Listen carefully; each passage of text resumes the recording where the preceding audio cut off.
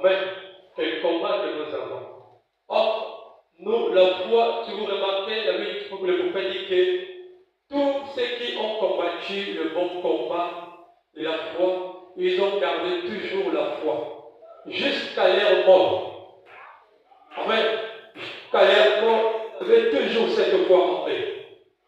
Et nous combattons pour cette foi qui a été transmise au saint pour tous. C'est pour cela que nous devons combattre. Nous devons combattre afin que nous puissions régner. Amen. Or, le combat c'est quoi? Le combat c'est un test de force. Amen. Le combat c'est un test de force.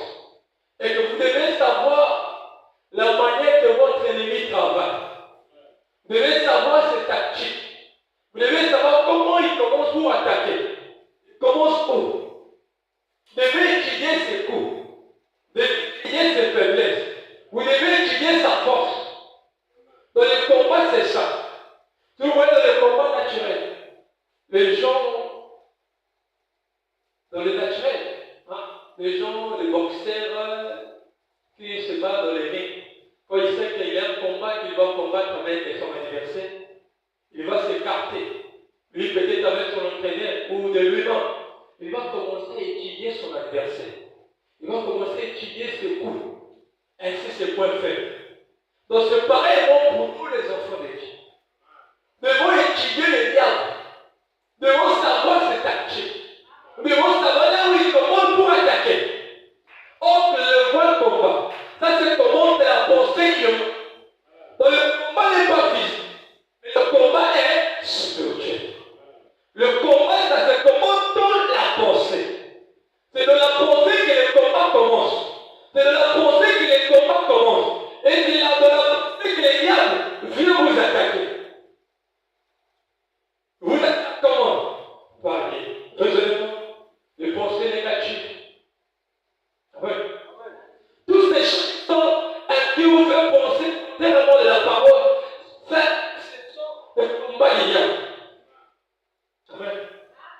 C'est le combat des diables. On peut aller devant encore les gens dans 2 Timothée 4, verset 7. Il dit, j'ai combattu le bon combat. J'ai achevé la course. J'ai gardé la foi. Il a achevé sa course. Mais il a gardé toujours sa foi. Parce que la foi est notre foi. Est-ce que vous comprenez? La foi est notre victoire. Devez faire très attention, mes frères et sœurs. Parce que c'est de la pensée que vous perdez votre bataille. Tout ça se passe dans la pensée.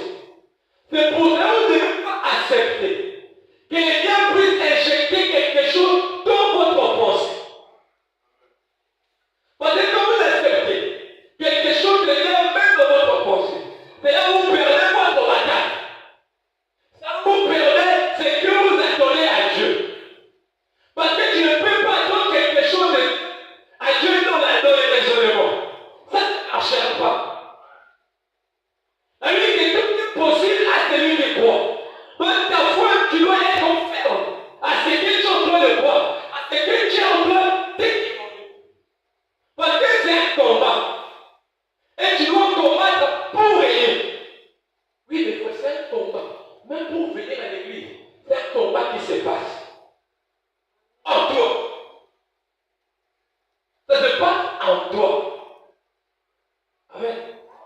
C'est un combat qui se passe à l'intérieur de toi. C'est pour cela que ton frère n'est pas ton ennemi. Ou ta sœur, elle n'est pas ton ennemi. Ni tes parents ne sont pas nos ennemis. Mais notre ennemi, c'est les diables. Vous devez avoir l'esprit de discernement. De discerner les esprits qui animent les gens. Or, la personne qui a le discernement ne peut pas faire le problème à son frère. Parce que lorsqu'il a le discernement, il va discerner l'esprit qu'on doit lui foutre la personne qui s'approche auprès de lui comme il est volontaire. Le combat n'est pas physique. Le combat est spirituel. Ta maladie n'est pas seulement physique. Avant que ça devienne physique, ça a commencé avant de la spiritualité. Spirituellement. À l'intérieur de toi, tu t'es senti faible.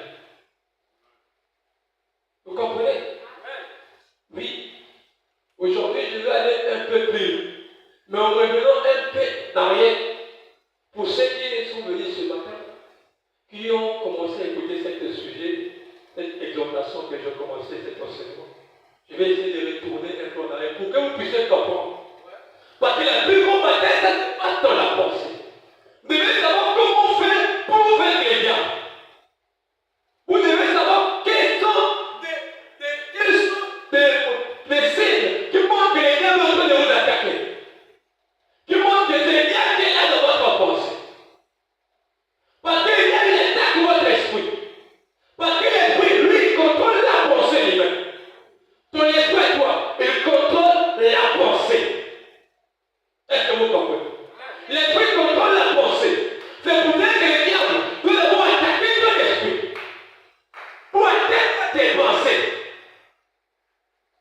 Oui, le diable, il attaque ta pensée.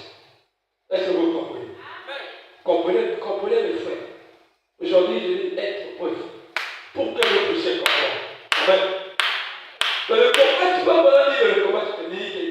Dans le combat spirituel, on m'a dit, c'est une lutte intérieure. C'est une lutte intérieure, pas extérieure, mais intérieure. Ça veut dire deux points. Pensée négative. Tentation, découragement. Donc, quand vous sentez des découragements et tentation, sachez que c'est un combat du diable qui est en train de te décourager, qui est en train de t'attaquer. Amen. L'ennemi principal, ton ennemi principal, ce n'est pas ton frère, ce n'est pas tes parents, ni ta mère. Amen. Donc l'ennemi principal est spirituel. Ce n'est pas physique. C'est pour ça que nous combattons pas. Selon la chair et le sang. Mais nous combattons les esprits sélectés. Comme l'élimination, les princes, les esprits des ténèbres. Est-ce que vous comprenez? Oui, c'est ça. Donc le but prospère spirituel. Pas les autres personnes. L'ennemi principal n'est pas les autres personnes. N'est pas l'être humain. N'est pas l'être charnel. Mais c'est l'être spirituel. C'est lui ton ennemi principal. Donc quand ton frère est attaqué, charnellement, tu ne dois pas voir physiquement. Sinon tu vas perdre ton attaque. Mais il faut pas dans le spirituel. Et c'est là où tu vas le combattre. Pour le faire. Mais le combat que nous combattons, ce n'est pas notre combat. C'est le combat qui a été déjà achevé. Dans le combat que tu as, ce n'est pas ton combat. La maladie que tu as, ce n'est pas pour toi, mon frère. Parce qu'il a mal à toi. Il a conquéri la maladie. Il a conquéri la pauvreté. Il a conquéri toutes ces choses. C'est pour que vous devez être la joie. Comme vous combattez le combat de la foi. Parce que le combat de la foi, ce n'est pas toi qui combats. Mais c'est quelqu'un qui combat à ta place. Il a déjà combattu. Et il était sorti victorieux. C'est pour cela que nous sommes plus que vainqueurs. Amen. Nous sommes plus que vainqueurs. Vous comprenez? Troisième point pour dire que la foi est l'arme centrale pour les enfants de Dieu. La foi est l'arme principale. Comme centrale, c'est l'arme centrale en continu principal. Pour un enfant de Dieu. La foi. Donc l'arme que Dieu a donné à ses enfants, c'est d'abord la foi. Amen. Dit que la foi est l'arme principale. Non, la foi est l'arme principale. La foi est l'arme principale. Croire malgré les circonstances. Comprenez? Donc il faut croire malgré les circonstances. Tu ne dois pas te décourager. Tu ne dois pas te sentir faible. Quelle que soit le couleur des circonstances qui te présentent devant toi. Quelles que soient les épreuves ou les attaques. Tu dois toujours tenir ferme à la parole de Dieu. Parce que c'est un combat. Amen. Comprenez ça, je vous donne le fondement. Vous devez connaître votre ennemi. Tu ne peux pas vaincre quelqu'un si tu ne le connais pas bien. Donc pour vaincre les diables, il faut les connaître d'abord. Qu'est-ce qu'il fait? Et comment il agit? Comment il attaque? Et comment il commence? N'accusez pas les sorciers. N'accusez pas vos familles. Parce que Dieu est tout puissant. Tu ne dois pas accuser les gens. que Dieu ne veut pas avoir la réalisation.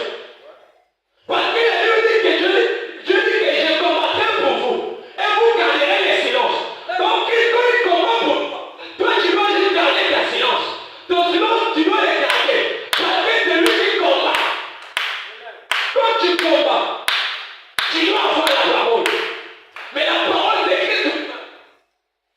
Amen. La parole, c'est écrit sur le main. Comprenez ça? Donc, la foi est la principale. Croire malgré les circonstances. Donc, la parole de Dieu est centrale. Il d'appuyer pour résister. Donc, il faut toujours s'appuyer à la parole de Dieu. Parce qu'elle veut dire résister au diable. Et il fuira loin de vous. C'est dans la parole, dans la prière qu'on résiste au diable. Amen. C'est ça. Concrètement aujourd'hui, il faut. On dit que le combat est spirituel. Donc il dit le combat spirituel peut ressembler à des fois. Comprenez? Le combat spirituel peut ressembler à des fois. Amen. Ça, le combat spirituel, vous devez le savoir. Amen. Il dit le combat spirituel peut ressembler à deux points. Résister à une mauvaise habitude. Tu veux résister. C'est ça le bon combat de la foi. C'est ça le combat de la foi. Résister à une mauvaise habitude. À une mauvaise comportement. Résiste, mon frère.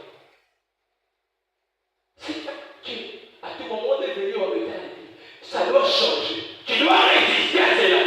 Parce que c'est un combat. Tu dois faire cet esprit. Il te fait toujours venir à moi. Il te fait fouiller les vies.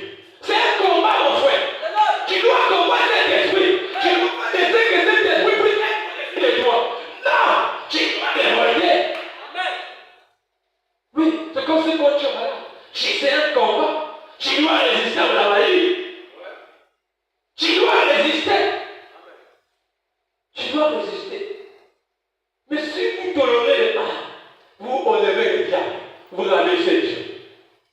Mais si vous honorez la parole, vous élevez Dieu, vous rabaissez le diable. Et le diable est la honte. Amen. Donc restez une mauvaise habitude. Gardez la foi comme tout va mal. Ça c'est ce qui ressemble à un combat spirituel. Là vous sommes dans le domaine spirituel, dans le lieu céleste, dans le domaine céleste, pas dans le domaine charnel, dans le corps humain. Mais là, le domaine céleste, le combat est spirituel, n'est pas charnel. Gardez la foi quand tout va mal. Lutter contre la peur ou le découragement.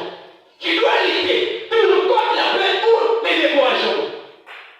Parce que dans le combat, le diable pour ta tête, il commence par la paix. Quand tu as la paix, c'est là où le diable attaque. Je vous dis la vérité. Le diable pour atteindre un enfant de Dieu, il doit l'injecter la paix. Quand tu commences à avoir paix, c'est là où le diable va commencer à te vaincre. C'est là où il va commencer à t'attaquer. Est-ce que vous comprenez? C'est là où le diable commence. Mais quand tu n'as pas la paix, il ne pourra pas avoir un moyen pour le diable pour venir entrer. Impossible. Parce que la peur n'est pas là. Il faut voir dire que la peur, c'est le signe du péché. Quand vous remarquez quelqu'un, on perd dans toutes les situations. Sache qu'il vit dans le péché. Donc, on peut pas même dire dans le péché, mais on peut dire qu'il a même une vie sans confession. Il n'a pas émis les repentance. Amen. Comme on dit, le combat se passe dans la force. Amen. Dans la gauche, la plus grande bataille, jamais livrée. Il dit que la plus grande bataille, ça se passe de la pensée humaine. Amen. Et comme on dit, la victoire ne vient pas de la force humaine, mais de croire la parole. La victoire ne vient pas de la force humaine. Ça ne vient pas de la force charnelle. Quand tu combats spirituellement, ce n'est pas avec des coups de poing, mais c'est avec des coups de parole. Oui. Si vous comprenez cette niveau que je vous montre, vous aurez peur quelqu'un. Vous n'aurez pas peur de servir le Seigneur, de travailler pour Dieu, de lui donner la première place, en tout et en tout. On va dire, la victoire ne vient pas de la force humaine.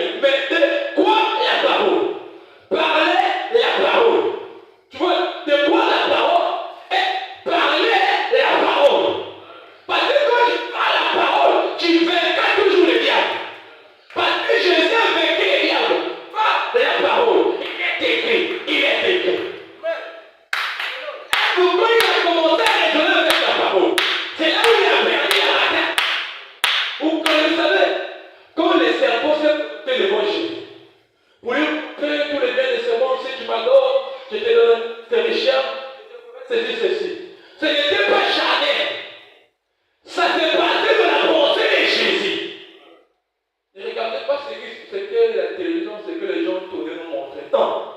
Cette tentation, quand on dit que le diable veut tenter Jésus, ça s'est passé de la pensée. C'est là où les bonnes idées commencent et les mauvaises idées commencent. C'est de la pensée que la décision se prend. Donc, la pensée que les combats se commencent. Et le diable, quand il est rentré de la pensée de Jésus, commençait à lui combattre, lui montrer toutes ces choses.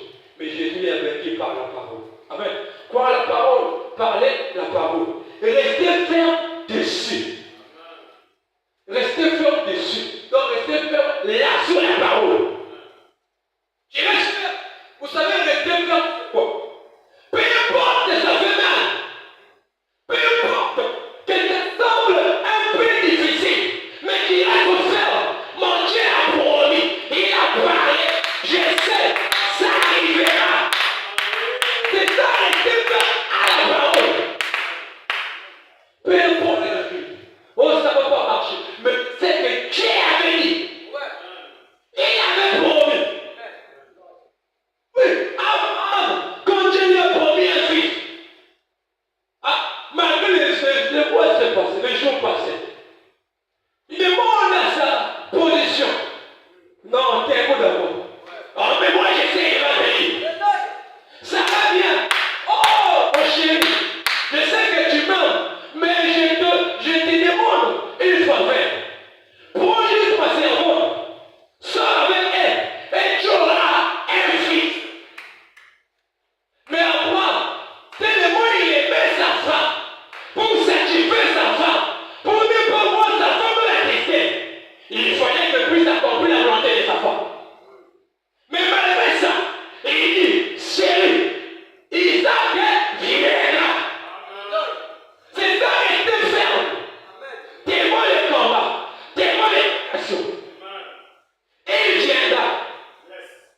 Je me dis, mon rédempteur est vivant. Il savait que son rédempteur viendra toujours à l'heure de venir. Oui, il faut. Comprenez ce message. Vous irez loin. Ce n'est plus le combat que je parle. Ce n'est pas le combat de me semaine. La manière ils présentent leur combat. Et le combat, c'est de finir jamais. Oh, la détection de Marie de Dieu. Oh, la détection de ça et ça. Non! La parole suffit. Quand tu deviens un enfant de Dieu, il a pris quelque chose qui peut te condamner. Tout le bien est brisé. Il va plus des liens de la famille qui vont te suivre. Si tu prends des liens qui ont besoin de te réclamer, tu dois bien voir ta vie. Tu dois t'examiner. Et couper tes liens.